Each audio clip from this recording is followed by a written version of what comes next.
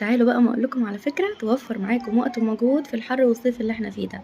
اول حاجه نصلي على الرسول، اللهم صل وسلم وزد وبارك على سيدنا محمد لما تيجوا وعلى اله تعملوا كفتة وصحبه شيلوا اجمعين. منها جزء كده على جنب، يعني اعملوا حسابكم في زيادة وشيلوا جزء كده على جنب لوقت تاني انتوا مش فاضيين فيه او حرانين في الصيف والحر ده ومش قادرين تطبخوا، يا دوب هتطلعوها من الفريزر تفك وتشكلوها بالشكل اللي انتوا عايزينه. مش هتاخد معاكم اقل من نص ساعة وهيبقى الغدا معاكم جاهز وزي الفل. شايفين الجمال ما شاء الله اللهم بارك، خطير. ما اخدش معايا يعني طبعا هسيب اقل لكم من نص رابط ساعة الفيديو وكان بتاع جاهز. الكفته والتتبيله وكل حاجه خطوه بخطوه في اول تعليق، يا ريت تدخلوا تشوفوه هيعجبكم جدا وهتعتمدوه في اي وصفه للكفته.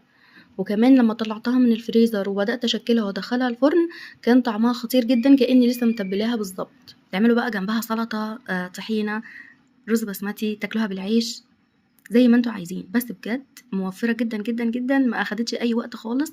طبعا في الصيف ده ما بتحبيش وقفة المطبخ ولا الحر ولا الفرهدة. يا ريت بقى لو عجبكم الفيديو ما تنسوش اللايك والشير.